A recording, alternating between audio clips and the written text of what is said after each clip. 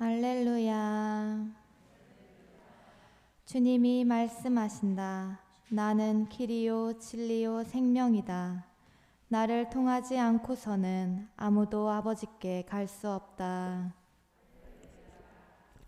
주님께서 여러분과 함께 또한 사제의 영과 함께 요한이 전한 거룩한 복음입니다.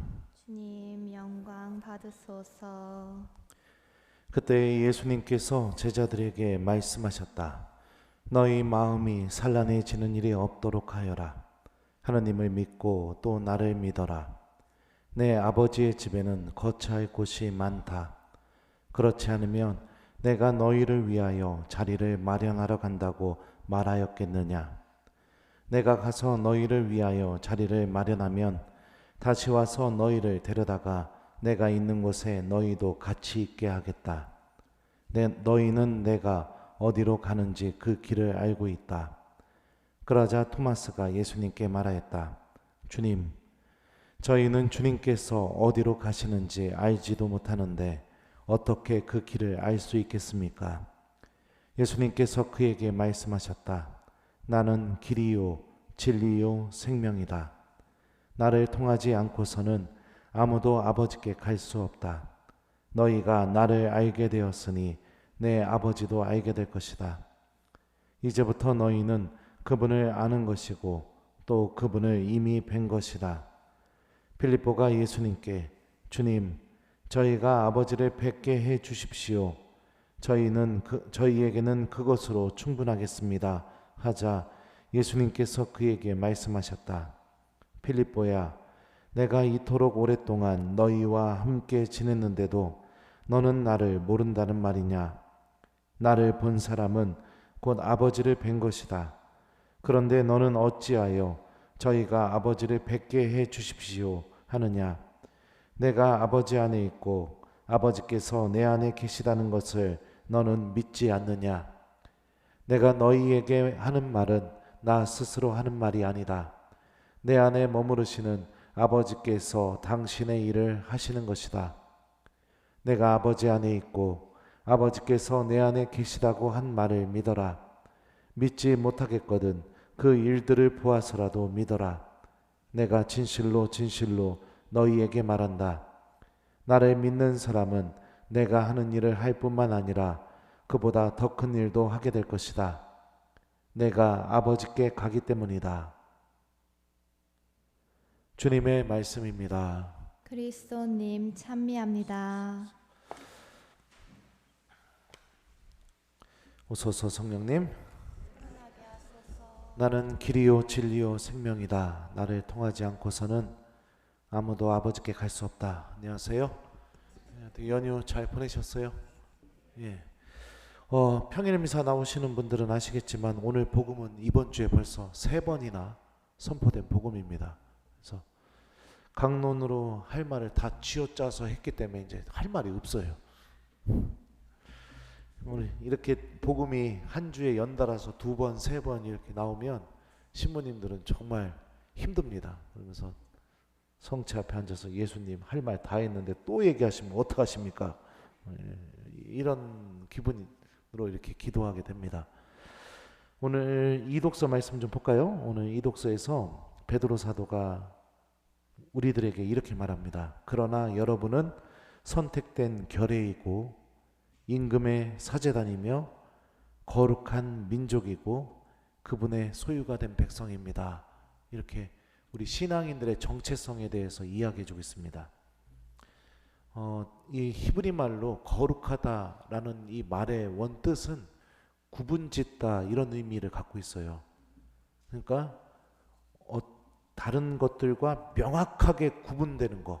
근데 그 구분 지어놓은 이유가 뭐냐면 하느님의 것으로 만들기 위해서 구분 지어놓은 거. 이거를 히브리 말로는 거룩하다 그런 의미로 이렇게 사용하고 있거든요. 구분 짓다. 예, 그런 의미의 단어가요.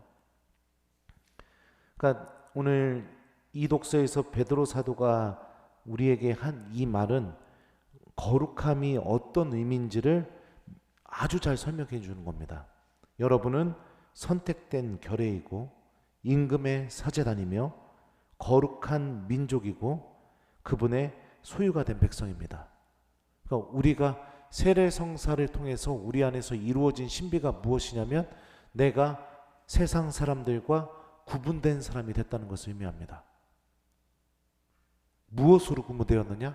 내가 하느님의 자녀라는 사실로, 내가 하느님의 소유라는 사실로, 내가 하느님과 아주 깊이 있게 연결되어 있는 사람이라는 그 신비로 세상 사람들과 명확하게 구분된 그 모습을 갖고 있는 게 바로 이 신앙인, 예수님을 믿고 있는 하느님의 자녀들, 그 의미입니다. 그러면은 우리가 어떤 모습으로 세상 사람들과 명확하게 구분돼야 될까요? 도대체 어떤 모습이 우리 안에 깊이 있게 간직되어 있어야 내가 세상 사람들과 구분된 하느님의 자녀로서 삶을 살아가는 것일까? 오늘 일독서 볼까요? 일독서에서 교회 안에 신자들이 많아지자 사도들이 이렇게 말합니다. 우리가 하느님의 말씀을 제쳐놓고 식탁 봉사를 하는 것은 바람직하지 않습니다. 우리는 기도와 말씀 봉사에만 전념하겠습니다. 자, 사도들이 가장 소중하게 선택한 게 뭐죠? 1번 뭐죠? 다시 읽어줘요. 기도. 그 다음에 두 번째요? 말씀. 이겁니다. 기도하는 사람, 하느님 말씀을 내가 듣고 그 말씀이 이루어지도록 내가 실천하는 사람, 이 두 가지 모습이 세상 사람들과 명확하게 구분되는 모습입니다. 명확하게. 오늘 복음에 보면 예수님이 너희 마음이 산란해지는 일이 없도록 하여라, 하느님을 믿고 나를 믿어라 라고 이렇게 말씀하시죠. 우리가 삶을 살아가면서 마음이 산란해지는 이유가 뭐냐? 내가 믿음을 가짐으로 인해서 세상 사람들과 명확하게 구분되는 이 모습, 기도하는 삶, 하느님 말씀에 믿음을 두고 그 말씀을 실천하는 삶, 이 삶이 완전히 내 안에서 없어져 버렸기 때문에 내 마음이 산란해지는 겁니다. 돈 때문에 산란해지고, 사람 때문에 산란해지고, 내 욕심 때문에 산란해지고, 그렇게 되는 거예요. 내 영혼의 방향이 하느님을 향해서 나아가야 되는데 그 방향성을 완전히 잃어버렸기 때문에요. 사랑하는 우리 교회 여러분들, 미사 시간에 앉아 있는 거 이거만으로도 우리가 세상 안에서 하느님의 자녀와 명확하게 구분되는 모습이죠. 하지만 이 구분되는 모습이 이 안에서만 있으면 안 된다는 겁니다. 일상생활 안에서도 내가 기도하는 사람이 되고 하느님 말씀을 잘 간직하고 그 말씀에 믿음을 두는 사람이 되는 게 그게 중요한 것입니다. 이런 구분되는 모습이 내 안에 정말로 있는지 한번 곰곰이 내 자신을 성찰해 봤으면 좋겠습니다. 성당에서는 하느님의 자녀지만 밖에 나가면 전혀 구분되지 않는 그런 삶을 살고 있다면 하느님 마음이 얼마나 아프시겠어요. 오늘 이 독서에서 이렇게 얘기하잖아요. 우리가 하느님의 소유가 된 백성이라고요. 이 소유가 됐다라는 말이 어떤 의미냐면 여러분들 갖고 있는 것 중에 제일 비싸고 나한테 제일 소중한 게 뭡니까? 이렇게 물어보면 또 대답 안 하죠. 저 같은 경우는 유학 끝나고 나서 그 중고차 살 돈이 없어갖고 유학 마치고 한국에 들어왔으니까 돈이 어디 있어요. 그래서 동창 신부 차를 뺏어가지고 제가 몇 달을 타고 다녔어요. 왜냐하면 그 본당에 차가 한 대 더 있어가지고 저는 본당도 못 나갔던 신부고 그러니까. 그래서 야, 너 네 본당 차를 네가 타고 다녀라. 나 네 차 몇 달만 타자 나. 그래가지고 뺏어가서 타고 다녔단 말이에요. 그랬더니 그 모습을 보고서는 아버지가 너무 불쌍하게 느껴졌나 차를 한 대 사주셔갖고 지금 몰고 다니는 차를 제가 지금 몰고 다니고 있거든요. 근데 제 평생에 새 차를 처음 받아봤어요. 처음 생겨본 거예요. 보자 때도 중고차 타봤고 뭐 제 인생이 항상 그렇죠. 뭐 중고 인생이죠. 근데 하여튼 그 새 차를 받아가지고 얼마나 그 차가 막 신경이 쓰이든지 막 길에다 세워놓으면 누가 긁은 거 아니까 타기 전에도 이렇게 요리조리 살펴보고, 예. 그러다가 1년도 안 돼가지고 빠꾸 하다가 한번 박았어요. 박으니까 내가 그때 처음 알았네요. 남자는 차가 부서지면 마음이 부서지더라고요. 아니 그렇더라고요. 그러니까 내 소유가 됐다는 게 이런 의미예요, 여러분들. 그게 나랑 아주 특별하게 연결되어 있다는 것을 의미합니다. 근데 우리가 하나님의 자녀로서 전혀 구분되지 않고 기도, 하나님 말씀 아무 상관없이 살아가고 있다면 나를 소유하고 계시는 하나님의 마음이 얼마나 아프시겠습니까? 얼마나 안타깝게 느껴지겠습니까? 그 산란함 속에서 당신 기도를 통해, 당신 말씀을 통해 우리가 하나님을 바라보고, 우리가 더군다나 또 하나가 빠진 게 있죠. 우리가 기도, 말씀, 또 한 가지가 뭐죠? 성체 안에 머무르는 삶. 그러니까 그 삶을 통해서 당신께로 가는 길이신 예수님 안에 내가 있다라는 그 믿음 하나로 내가 그 산란함을 이겨내고 당신께로 묵묵히 걸어오기를 바라시는 그 하나님의 마음이 내 삶 안에서 기도도 사라지고 하나님 말씀도 사라지고 성체 안에 머무르는 삶도 사라져버리고, 그리고선 내가 살아가고 있다면 하나님 마음이 얼마나 아프시겠어요? 얼마나 슬프시겠습니까? 이 이야기는 또 지금 해줄 갑자기 생각이 났는데, 이거 다른 강론 때 써먹어야 되는데 제가 또 혹시나 강론 때 한 번 더 얘기하면은 처음 들은 것처럼 박수 치면서 웃으세요. 제가 로마에서 공부하다가 중간에 한국 들어왔다가 다시 나가는 길이었어요. 비행기 안에서 이렇게 있는데 갑자기 스튜어디스 자매님 한 분이 저한테 오시더니 비행기 안에서요 저한테 그러는 겁니다. 신부님이시죠? 이러는 거예요.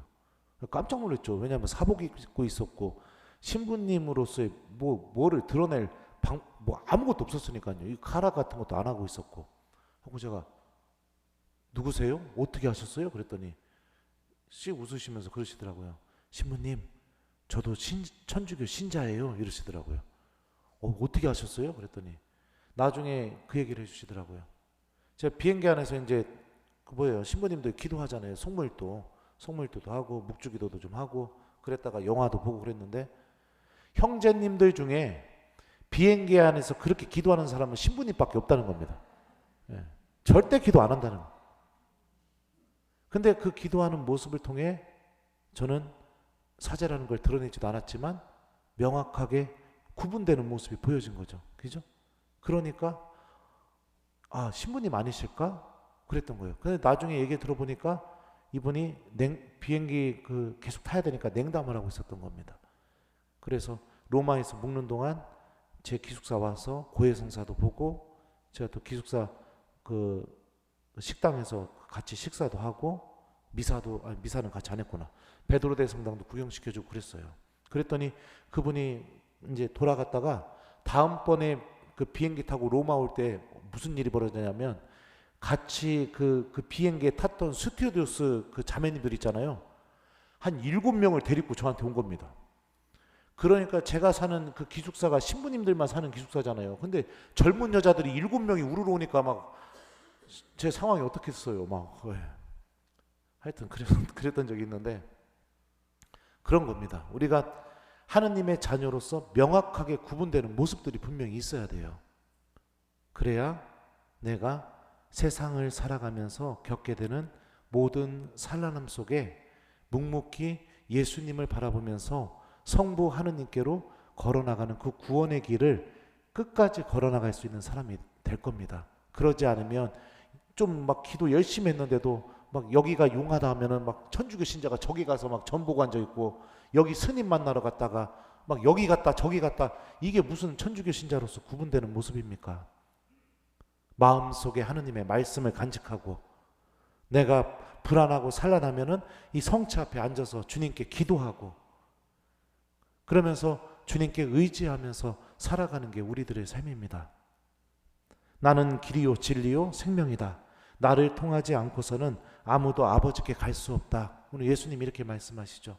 우리가 하나님께로 가는 유일한 길, 예수님 안에 있습니다. 다른 데에서 이 길을 찾는 신앙인이 되지 마십시오. 예수님 안에 있습니다. 그리고 교회는 알려줍니다. 우리가 예수님을 만날 수 있는 길, 하느님의 말씀과 성체성사라고 알려주고 있죠. 내가 하느님의 말씀을 듣고 기억하고 실천하고 성체 앞에 머물면서 기도하고, 이게 전부입니다. 이게 구원을 얻는 신앙생활의 전부예요. 근데 아무도 천주교 신자 중에 이 구원의 길을 사랑하는 사람이 거의 없습니다. 그래서 너무 안타까워요. 그래서 구분되지도 않아요. 천주교 신자인지 개신교 신자인지 구분도 안 돼요. 개신교 신자들은 구분이라도 됩니다. 제가 연구를 한번 해본 적이 있어요. 도대체 왜 천주교 신자들은 이렇게 소극적이고 막 하느님 말씀도 잘 안 듣고 막 이럴까? 연구를 해보니까 딱 한 가지 천주교에서 안 하는 게 하나 있더라고요. 개신교하고 비교해보니까. 그게 뭔지 아세요? 터미널 앞에서 전단지 돌리는 거, 이걸 안 하고 있더라고요, 천주교가. 네, 그래서 우리 본당도 그걸 좀 시켜볼까. 그러면 하느님 말씀도 좀 잘 듣고 기억하려나. 성체 앞에, 우리 본당은 성체 접에 잘하니까 그건 뭐 문제가 안 되지만 하여튼 그렇더라고요.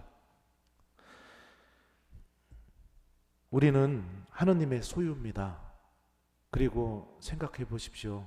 제가 제 차가 부서졌을 때 그렇게 마음 아파했었는데 우리들의 영혼에 문제가 생기게 되면 하느님께서 정말 가만히 계시겠습니까?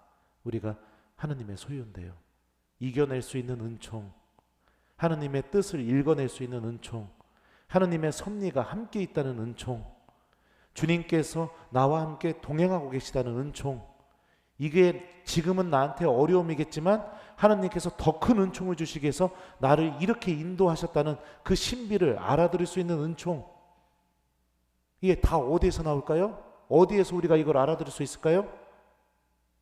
기도하는 삶, 하느님 말씀을 듣는 삶, 성체 앞에 머무르는 삶, 이 세 가지 안에서 우리가 이 신비를 다 알아들을 수 있는 겁니다. 기도가 중단되고 하느님 말씀이 내 안에서 외면되고 들리지도 않고 있고 성체 앞에 머무르지도 않는다면 하느님은 이렇게 엄청난 은총과 신비를 주셔도 결국에 나는 못 알아들을 뿐이죠. 그러니 우리가 천주교 신자로서 하느님의 자녀로서 오늘 말씀이 이야기해주는 이 신비, 내가 하느님의 소유다, 나는 하느님과 아주 특별하게 연결되어 있다, 이 사실을 기억하면서 구원의 길, 생명의 길, 진리의 길인 예수님께로 걸어나가는 신앙인이 되십시오. 기도하고 하느님 말씀 기억하시고 성체 성사를 사랑하시고, 이 세 가지 방법을 통해 우리 모두 성부 하느님께로 묵묵히 걸어나가며 인생에서 만나게 되는 그 모든 산란함 속에서도 나를 떠나지 않고 계시고 나를 구원으로 여전히 인도하고 계시는 그 하느님을 바라보는 그분의 자녀가 되었으면 좋겠습니다. 숙제 드릴게요. 일주일 동안 여러분들 기도하는 삶, 하느님 말씀 기억하는 삶, 또 성체성사를 사랑하는 삶, 요거를 좀 실천해보는 한 주간을 보내봤으면 좋겠습니다. 평일 미사도 한번 와보셨으면 좋겠고, 좀 와봐요. 주일만 오지 마시고. 나도 평일에 예수님 만나러 올 수 있다, 한번 해보세요. 구분되는 모습을. 그죠? 출근하시면서도 간단하게 아침 기도라도 좀 하면서 출근할 수도 있고, 그리고 하느님 말씀도 여러분들 좀 기억하면서 이렇게 좀 하루를 보내보시고, 그러면서 내가 구원의 길이신 예수님 안에 머무르는 신앙인, 하느님의 소유인 신앙인이라는 것을 잘 내 스스로 드러내는 한 주간을 보내봤으면 좋겠습니다. 나는 길이요 진리요 생명이다. 나를 통하지 않고서는 아무도 아버지께 갈 수 없다. 아멘.